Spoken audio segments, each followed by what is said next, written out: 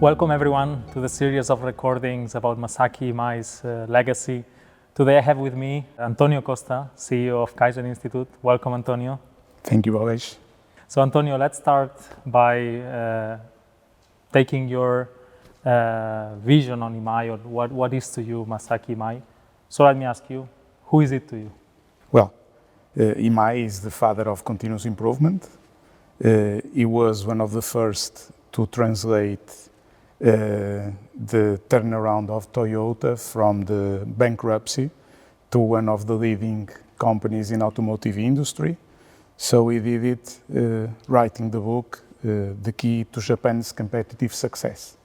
And with the introduction of that book, so he showed to the Western world what was happening and the real reason why Toyota and other companies were having such a great results at the same time that others were facing difficulties. So officially, this is the way I see him. But of course, personally, Imai was for me a mentor. He was a coach. He was professionally one of the most important persons in my life. In the early ages when I started, I was hoovering every single information in all my interactions with Imai because he was very generous, very humble, and he was always sharing his wisdom, his knowledge, and always concerned about your feelings, about your understanding, and about the way you were understanding his words.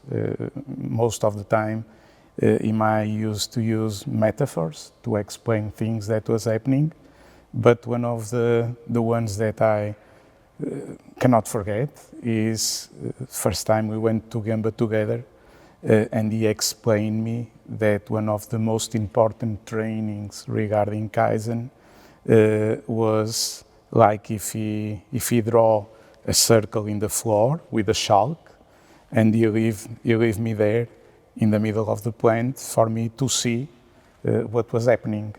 And it was an amazing training because after a while I understood that I was not capable to see, and he was capable to teach me how to see the waste. So personally, professionally, one of the most important persons that I had the chance to work together and to learn from. So actually,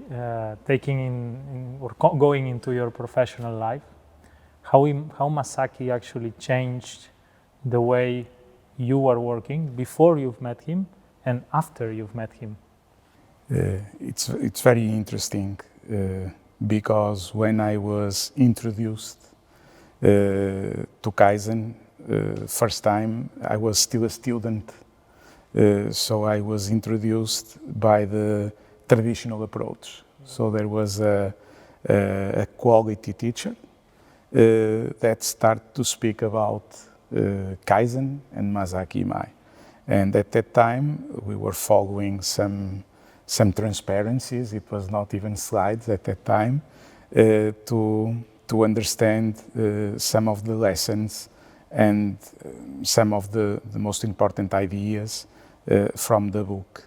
Then I started my professional career, of course, reading everything that I could at that time about Kaizen, starting with the first book, then the Gemba Kaizen book. When I started to receive the very first, we can call it training, orientation, coach, wisdom sharing, my life changed profoundly because it was like if I was seeing the same things, but with a pair of glasses that show something absolutely different. So I started to have names or to describe or to call to the things that I was seeing in the processes. Basically, I'm speaking about muda or waste, as we call it in English, and try to understand why it was waste, and how it was possible to eliminate it. And that it was a life change, because it is absolutely against the status quo, and you will be forever on a mode professionally that you will not comply with the presence of waste. So we will always try to see a way to improve, to reduce, to eliminate the obstacles and the problems. So I would say that it fundamentally changed the way I used to see the things for better. Sure. So Antonio, let's move a little bit to the professional part now. So after you've met Imai and after you spent with him several years next to him and learning from him, but I would like to ask you in terms of methodology. He was always mentioning that Kaizen is not only a tool, but is a strategy for the companies. How do you see that? Yeah, it's a fundamental truth, because Kaizen is a strategy of continuous improvement. So Kaizen is not merely a set of tools or a technique. Kaizen is a strategy for continuous improvement. It's a wide-to-wide company strategy because it involves everyone. Is interdepartmental strategy because it's everywhere within the company. And it is also people and process oriented because it involves all the people. So the most important lessons to take about why Kaizen is a strategy is when you really understand what it means to change for better every day, everywhere, and involving everyone. So of course, Kaizen, in Kaizen, every person in the company has a main role. So we have the front lines where the main role is to accomplish the standards, to check the standards. The middle management, where the main role is to improve the standards, to solve the problems. And the top management, that the main role is to create new processes, to bring innovation, to bring breakthroughs to the organization. So everyone is involved and everyone has a main role. So this is a continuous improvement strategy. It's not an event, it's not something that you do once and that's it. No, once you start, you will never stop. You have to continue have all to the continue. way. Right? And so actually now we're talking about the starting, right? About Kaizen and implementing this by everyone, every day and everywhere. But how do you think Kaizen will actually impact or shape the businesses in the future? Okay. We are living at different times. This is since the human being started, there was a big evolution within the human species. And I learned from Imai that change is inevitable. Transformation is a choice. So we are constantly looking to the processes in order to improve the processes. But what is the difference? Most of the processes today, they are being transformed into digital processes. They are being automatized. And our mindset is still make it simple. And first, we need to simplify before we automatize. As soon as we automatize, then we cope with the technology. But like I said, the human being started to cope with technology since the beginning of times. But at that time, we call it tools, and we use the tools to hunt, to get food, to survive, to protect from the climate change. And today, we call to the tools, we call it technology.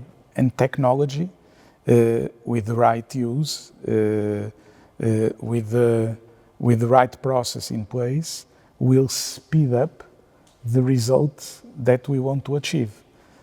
So Kaizen and change for the better, it will always be a tool, a philosophy that you can either use in your personal life or in your company or organization, that will for always change and shape the way you are doing business. So this is a legacy that we will take with us, because again, and also learning with Imai, it is always possible to improve. So, and this is the goal. And going from small incremental improvements sometimes to a big paradigm change. In some organizations, small improvements all summed, they can be considered the biggest disruption within the company. In some other organizations, some breakthroughs, introduction or paradigm change will definitely change the organization. So Antonio, you talked about the philosophy right now, how it's related to technology and how it's shaping actually the businesses of the future. But if we go to the basics of Masaaki and how he shaped Kaizen, if you would have to highlight one message from the Kaizen methodology that Masaaki left us, what would it be?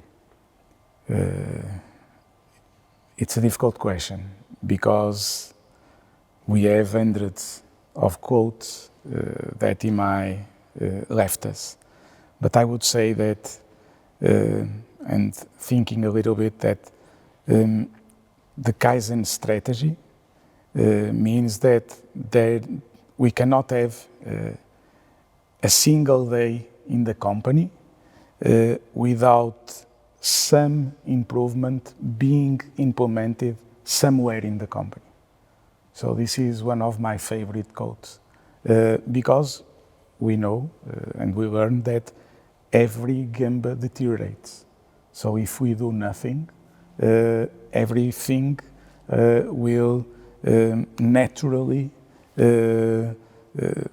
change, and sometimes we need to be continuously taking care of these processes and of this Gemba in order to improve. So yes, there are others. Of course, Imai told us that processes led to results. Is also something that I always have in my mind whenever I see a new challenge. I truly believe that processes led to results. Empowering the people, so using the people as a solution for the problems and empowering the people in the solution of the problems.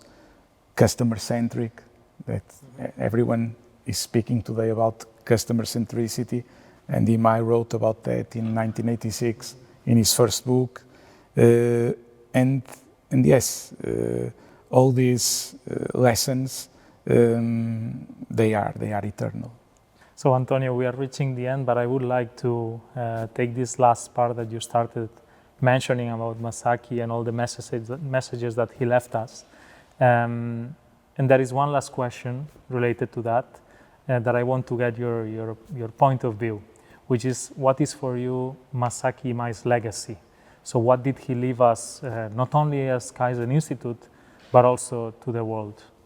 Well, Imai left us the legacy of changing for better every day, everywhere, and involving everyone. So this is the legacy. And this legacy, it will always shape any given organization. Because whenever you have processes, people, machines, data, technology, you will always face problems, sometimes smaller problems, sometimes bigger problems. And it is your attitude with the problems that will determine the results that you will get.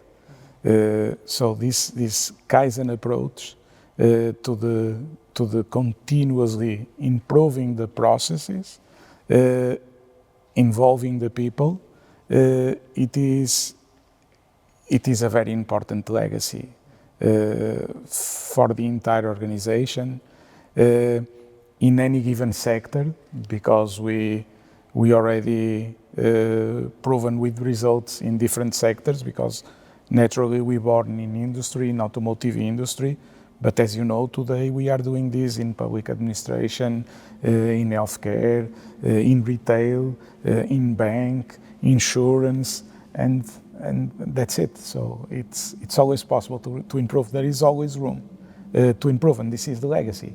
The demand that Imai was always putting whenever he was visiting something, his attitude with the existence of waste, using expressions like "this is Euro sleeping," it is the same demand that we need to have today, tomorrow, and the day after tomorrow, when we are in any given business trying to improve.